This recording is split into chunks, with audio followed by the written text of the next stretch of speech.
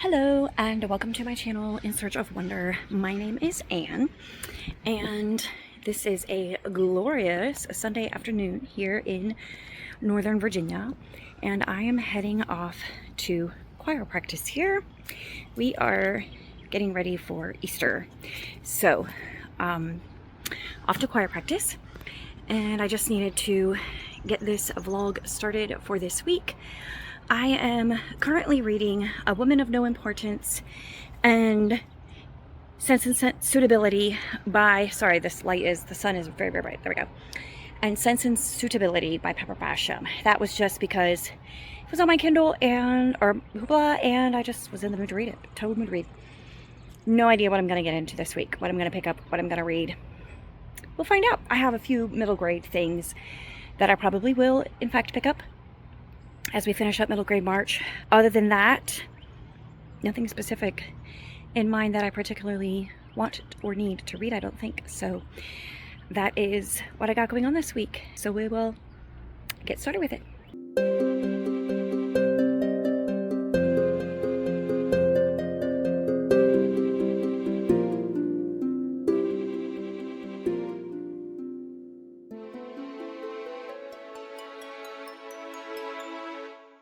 Hello, it's Monday afternoon, and I am at the moment home alone. My oldest son is on a college trip with school. They went up to Grove City and Geneva College in Pennsylvania, and then my other son and my husband are at flag football, and I had choir club, so I came home and I am making dinner. I saw that we had some fish in the freezer, and we had some really nice sandwich rolls. So I was like, I think I will make some fish sandwiches in the air fryer. So I already used my Vitamix to grind up some panko breadcrumbs. At least the fillets will be keto. I allot a certain amount of carbs every day, and I think that eating the sandwich bread will be fine. But I did want to, reduce. So, plus I had plenty of pork rinds. So, ground those up, and now I'm making a tartar sauce. And then I will see about air frying those fillets. Okay, so apparently I don't have mayonnaise, weirdly. So plan B, I'm going to use some Greek yogurt for the tartar sauce. And sure, it's going to be amazing. What was I saying? I wanted to give a little update about A Woman of No Importance, which I have been reading. I'm not super far in it. She has just really started the French Resistance part of the story. But I have found it very interesting. I did not realize this. Okay, so the origins of the French Resistance, I all along just kind of thought that it was like a grassroots movement in France during the World War II. Yeah, talking about World War II here. I just assumed that it was like a grassroots sort of movement. Sorry, y'all are in my cupboard, and so I need to get some spices and stuff out, so pardon my reach. But apparently, the British SOE, and I'm really not sure what that stands for. I mean, the book told me, I don't remember. SOE was a precursor to like the spying sort of thing. Now, they already had an MI5. I don't know if they had MI6 yet at that point. Okay, that is very strange. I am home alone and I heard a noise. I'm thinking it's really, really windy today. So I think the wind just maybe blew something up against the house, or just the wind itself blew into the house. Anyway, the British SOE was like a CIA sort of organization, basically. And there was probably a grassroots element in France, but the Brits felt like there needed to be more French resistance. Like there needed to be more resistance to the Nazis and the Nazi collaborators or whatever that were ruling in France, that there needed to be more French resistance to them because, you know, they were next door neighbors, and Britain was a little uncomfortable with so much, you know, Nazi activity right there. So in addition to, you know, their actual war of trying to fight off Germany, etc., they also developed some more like subversive, underground, so to speak, techniques, which apparently they learned from their interactions, shall we say, with terrorists from Northern Ireland.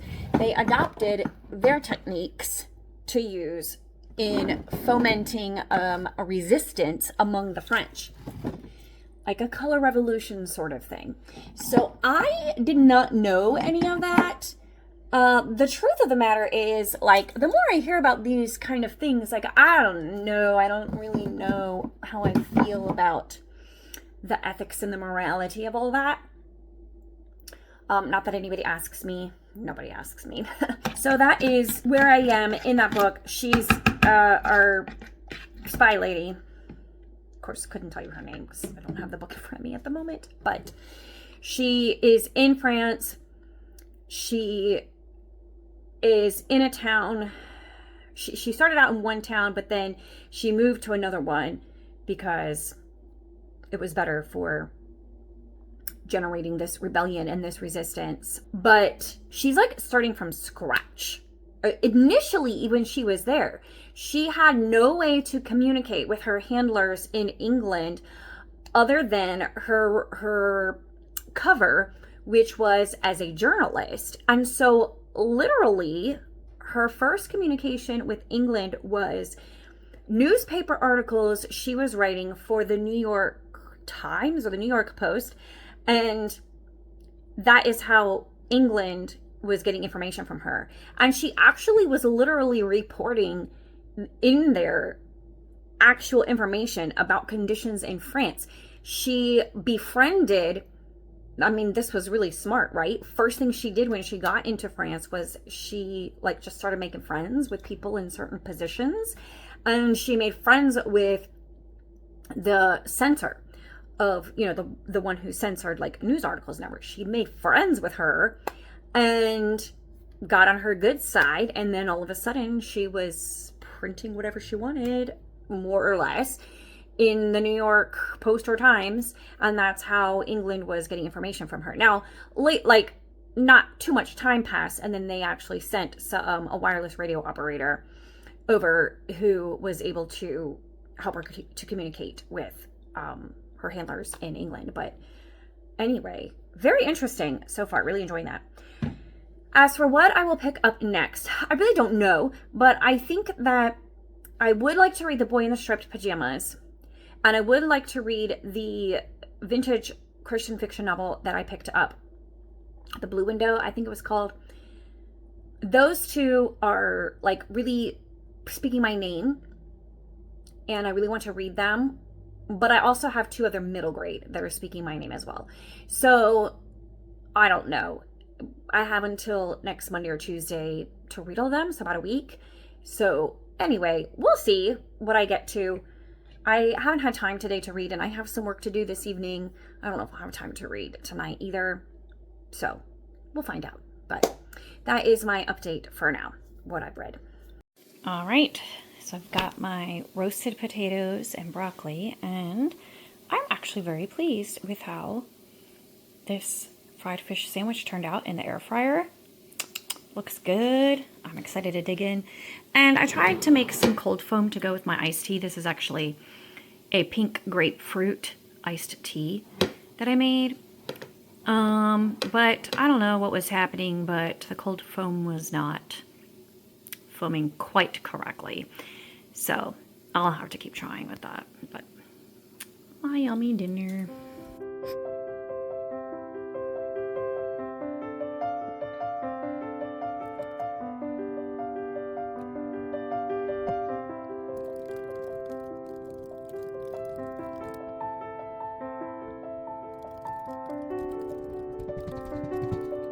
Hey everybody, it is a beautiful afternoon in Northern Virginia, and I just wanted to show you my daffodils. I love that color, that peachy one. I love how daffodils dance. Look at that. Look at them dancing. Ooh, ooh, ooh. Oh yeah. And then I like these little fluffery ones. No idea what varieties they are. Also don't honestly know where I got them from. And I love these yellow ones. I do know some of these we got when we first moved to these ones over here, I think.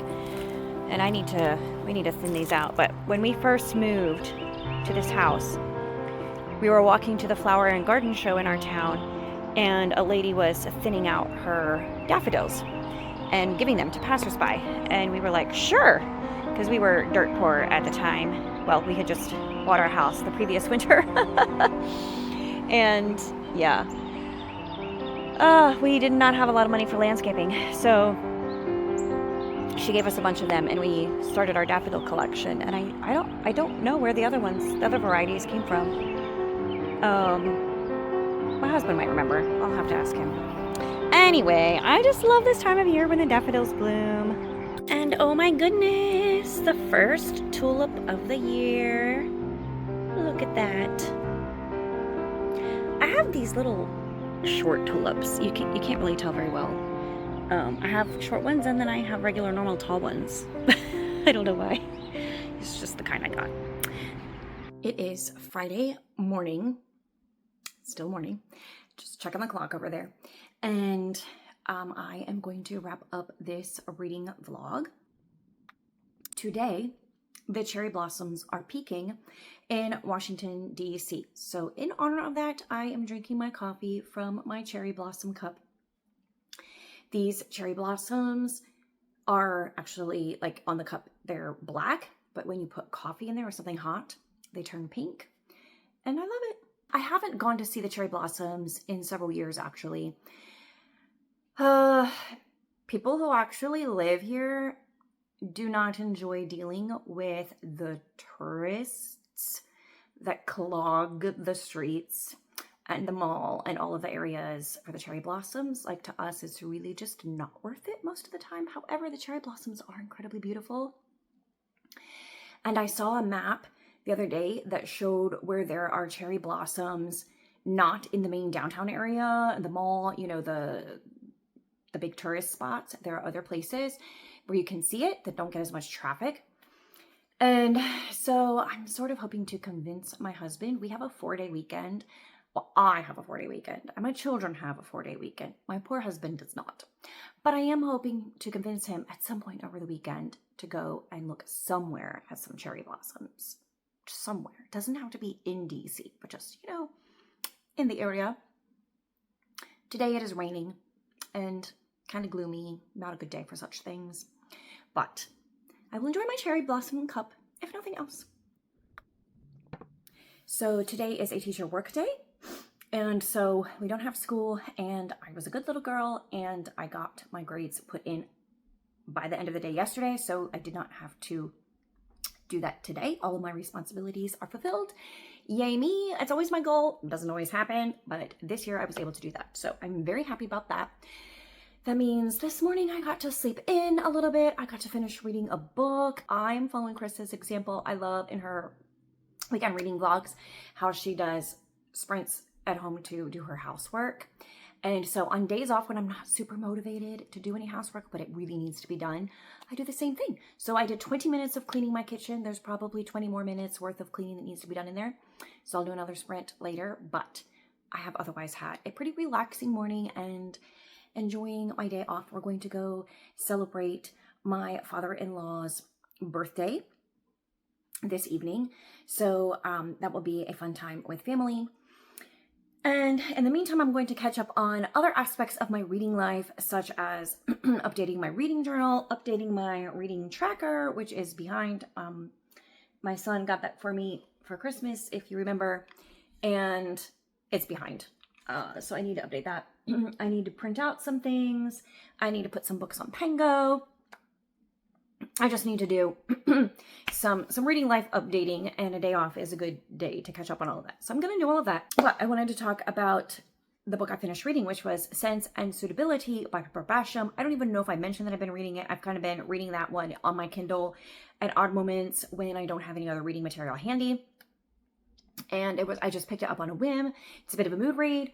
I don't have any particular reason for reading it other than I wanted to. So, Sense and Suitability, it is a Regency romance novel, a bit of a rom-com. As the title suggests, it draws some inspiration from Sense and Sensibility, but it is not a retelling of the story. There are some aspects of the characters and their stories that may be inspired by the original story, but it's not following the plot in any sort of linear way, really. So it was very enjoyable read. I will say for the first 50 to 60% of it, I was not loving it. I normally really enjoy Pepper Basham's books. And typically, like, I get drawn into them. You know, she's a really good writer and draws me in. But I don't know. This one, I was struggling to connect to the characters initially. And I was just catching some errors in the usage of words in the story, which really bothers me. Like, it's not that hard to look up a dictionary, or an editor should catch these things, because I'm not an editor. I not at all. Like, spelling errors, I catch. But grammar no, it is not my thing. I don't love grammar. Actually, I think English grammar is the stupidest grammar system on the whole entire planet and in all of the history of time. And so I don't really waste my time worrying about English grammar too much. But I like spelling. I like good spelling. And I do enjoy vocabulary, and I do appreciate a well-used word. And sometimes a word, and I've encountered this a few times in recent novels that I've read by contemporary writers. Like, a word sounds good, like it sounds like it should work in the context, but it doesn't. It doesn't have the right meaning. And so that happened only a handful of times. Like, it wasn't all throughout the book. It was just a few times in the story. And I didn't like that. I don't know. I know Pepper Basham is no amateur. She's an excellent writer. She writes great stories. So I don't know, but it just gives me amateur vibes when I come across that in a book. Like, know the words you're using, know what they mean, and know the context. They're not even that complicated words. So anyway, rant over. There was a little bit of that in that book.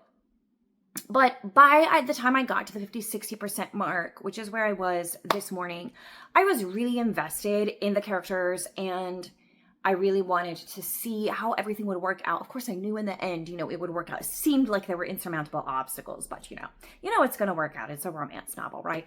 So I was enjoying that. I did like how Pepper Basham eventually brought them all together. Also, I will say that if you have hesitated with Pepper Basham's novels because she tends to like cross a line in terms of like physical attraction between the characters and that sort of thing, I thought that this was one of her tamer ones. I'm sure there are people who still, it might be too much for them, so proceed with caution, but I thought it was actually one of her tamer ones. There have been instances where I have read books by her and I DNF'd them for that reason, but this one was fine for me. So I enjoyed it, and in the end, I don't know, somewhere between 3 and 4 stars, I guess maybe 3.5 stars for that one. I enjoyed it. I really loved the nods to Jane Austen and the obvious appreciation for Jane Austen and her work that flowed through her story, and the mentions of Sense and Sensibility and the characters in it, and Pepper Basham's insights on the novel. Anyway, that part, of course, I'm always here for that. So being a Jane Austen fangirl myself, I can totally, hang with an author who is writing. It's not necessarily Jane Austen fan fiction because it doesn't follow the storyline, but it's definitely like fangirling over Jane Austen in the story all the same. So I can get behind that. So overall, I really enjoyed it. And if you're in the mood for a fun Regency rom-com, it's a good one. And if you love Jane Austen. I guess I'm about halfway, not quite halfway through A Woman of No Importance by Sonia Parnell, which is about an American spy, Virginia Hall, during World War II, spy / member of the French Resistance. And it has been very interesting. In a recent chapter I read, they detailed the escape that Virginia organized of 12 prisoners from a prison camp in France. And it was it was such a thrilling account of their escape and all of the details that they worked through in order to be able to escape.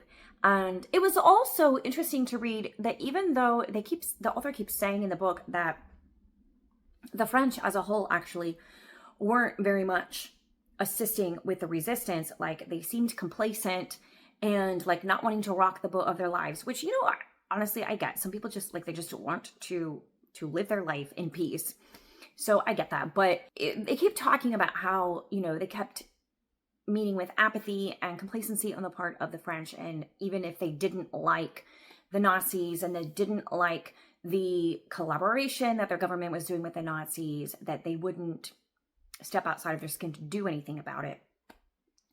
All the same, I mean, they keep saying that, the author keeps saying that in this book, but the vast numbers of people who were involved in that one escape, people who had a lot to lose, by the way, and there were as many as 5, I can't count them all up exactly, but it was like between 3 to 5 people who worked in the prison camp who risked at least the loss of their job, if not torture, the possibility of torture or imprisonment themselves, or death even. Like, they risked a lot to assist the prisoners in their escape in one way or another, either by, you know, agreeing to overlook something, or by agreeing to be absent on a certain day, or by actually actively giving them a signal or preparing something for them to escape. So, and then other people who were involved outside of the prison camp,